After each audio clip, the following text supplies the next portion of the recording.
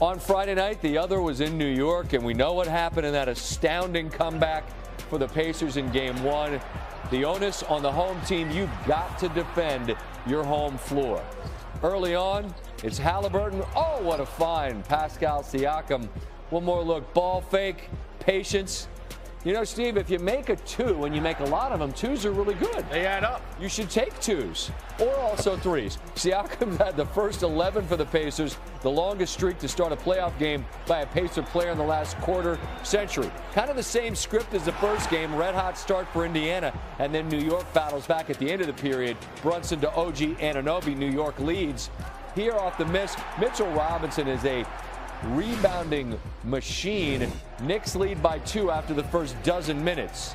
Here, a little bit of a 50-50 ball. Siakam with the length to get it. He had 23 in the first half. Brunson down low, fade away, cookies. Knicks lead by 3 at the break. In the third, we're tied at 57. Halliburton all alone. That distinctive sort of set shot is good. Pacers leading, then a step back. Give me all 3 of these. Karl Anthony Towns can't close in time. On the other end, New York. This was a high-level sequence. It was back and forth. You make, we make. Brunson ties it at 70. We're tied at, he didn't hit the rim.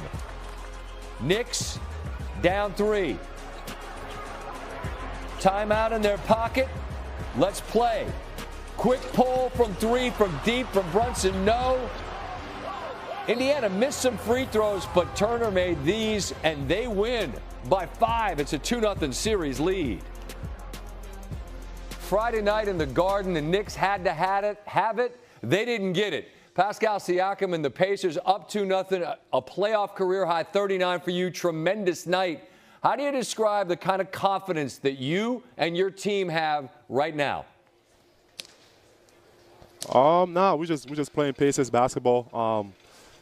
We have a selfless team, a bunch of guys that just want to, just play for each other. And we just continue to play no matter what. Every night it's not going to be your night. You just got to come in and contribute for the team. So that's all we want to do. They couldn't get stops in the fourth quarter, right? I mean, the building's trying its best, and the Knicks are making buckets, but they just could not stop you. Is that at the highest level of Pacer basketball? Because y'all were shooting about 57% for most of this game. Yeah, when we move the ball, we just play together. We know that we're hard to stop, and we're playing against a tough team. They got a great system, and again, it's gonna be hard. There's only 2 games. We just got to keep that going and stay focused. I don't know if you remember this, but the last time that you and I spoke, you were covered in champagne and you had on ski goggles. You had won a title with Toronto, and that takes us back to being down 2-0. And some dumb guys, that would be me and Stephen A., went on TV and said, y'all were finished in that series. What I'm getting at, Pascal, is being up 2-0 doesn't mean the series is over. What mentality do you all take back with you as you go to Indiana? Yeah, I mean, you're absolutely right. At the end of the day, we know what we have. And we know who we're playing against. So it's gonna be hard. It's a long series. Coach has been preaching that to us. It's gonna be a long series. So we just getting ready for that. Know they're gonna throw their best punch next game. And we at home. Can't wait to go back to our home. I know they're waiting for us. We just gotta go back there. Play Pacer basketball like we always do. All right, last quick one. You were spectacular tonight, and you've been down this road. You know what it is. And what's the message that you share with your guys about what it will take from here to get not to win a title, but to win the next 2? What's the message to the group? Yeah, I mean, that's why, they brought me in here, Chad, KP, all those guys just did an amazing job. And from the minute I got to here, to the Pacers, that was the goal. I just keep telling the guys, stay porous, level-headed, and we haven't done anything. We have so much work to do, and we haven't even played our best. So we just got to keep going and trusting each other. Your place is going to be a madhouse when you go home. Congratulations on an incredible game tonight. I appreciate you taking a minute tonight. Yep. Thank you, man. Thanks, Scott.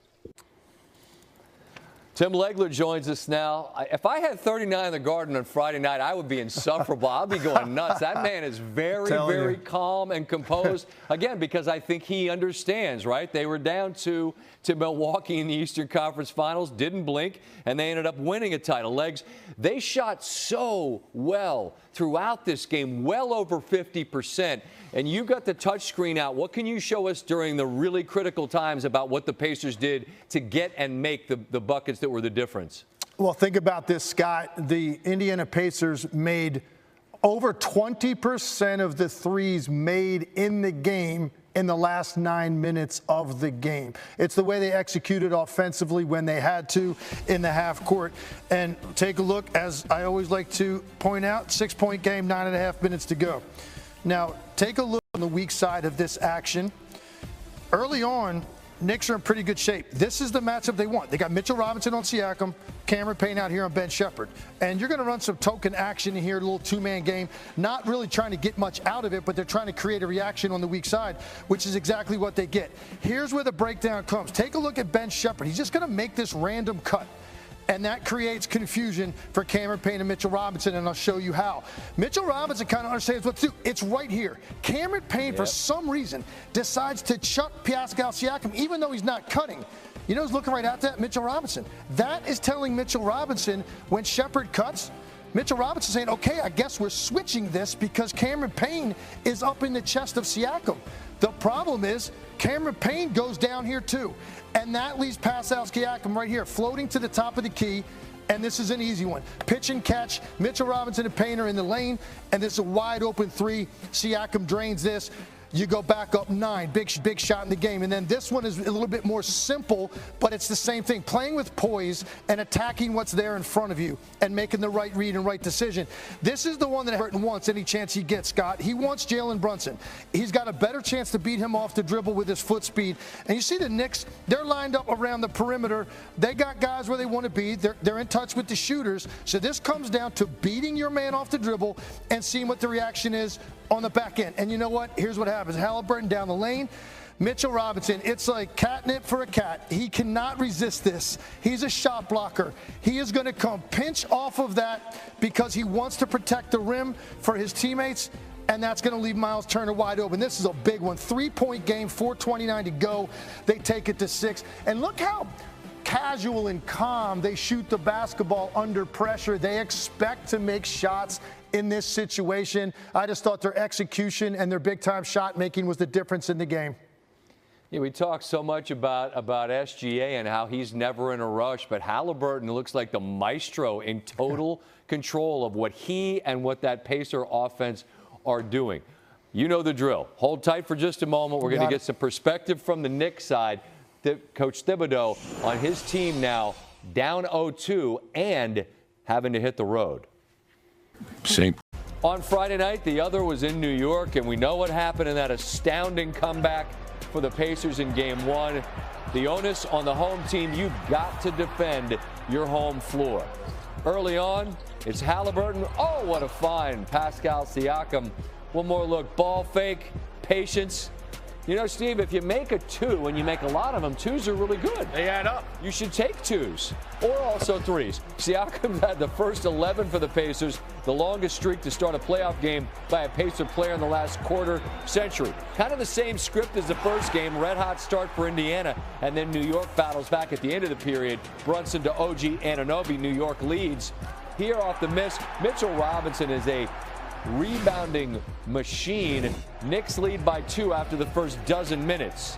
Here, a little bit of a 50-50 ball. Siakam with the length to get it.